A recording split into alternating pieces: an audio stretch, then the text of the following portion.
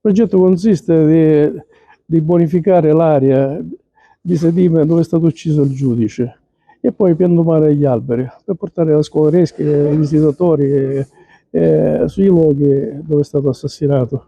Quindi fare memoria di questa grande figura che è stato il giudice Livatino, specialmente un giudice che ha voluto bene l'ambiente, che ha tutelato la Valle dei Templi, quindi è stato un precursore di questi reati ambientali. Questa è un'iniziativa che voi avete progettato da tempo e che finalmente Sì, arriva da a 2 anni compimento. che il progettista Giovanni Loiacono ci ha fatto questa bellissima donazione di fare questo progetto per realizzare questo parco livatino. In memoria non soltanto del giudice beato Rosario Angelo Livatino, ma anche di tutte le altre Anche vittime di mafia. sì, le scorte, tutti i carabinieri, poliziotti, guardie di finanze e altri agenti di altre forze di polizia che sono stati assassinati specialmente qui in provincia, per ricordare il loro sacrificio per la collettività, per la nazione. L'importanza di questo parco in memoria di Livatino. È una cosa a cui il CONALP teneva da tempo, ne parliamo con il nostro presidente da anni.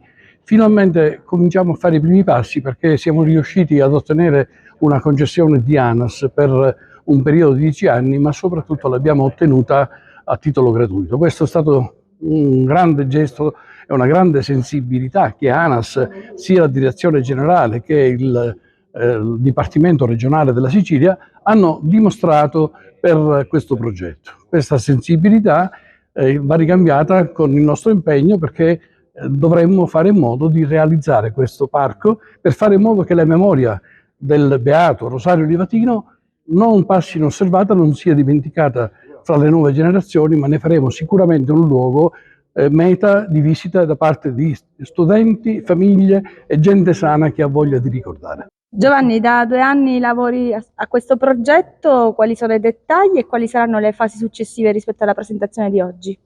Allora, il progetto è stato commissionato dal CONALPA, quindi è giusto dire che l'idea di valorizzare l'area viene proprio dalla delegazione agrigentina del CONALPA.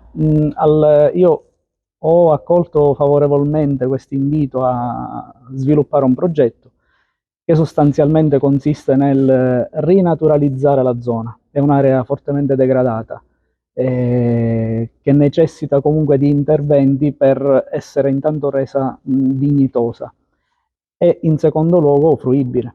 Fruibile perché l'idea è quella di fare un parco della memoria.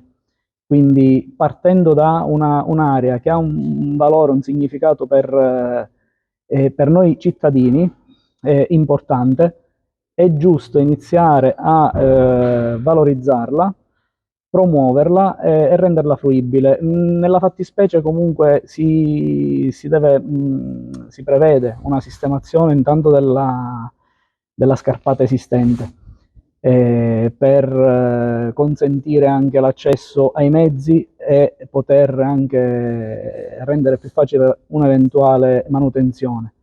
Impianti arbustivi e arborei tali da creare le zone d'ombra o comunque dare l'idea di un paesaggio naturale e mettere in sicurezza alcune zone che per ora si trovano in condizioni particolarmente degradate per via dell'erosione causata dall'acqua.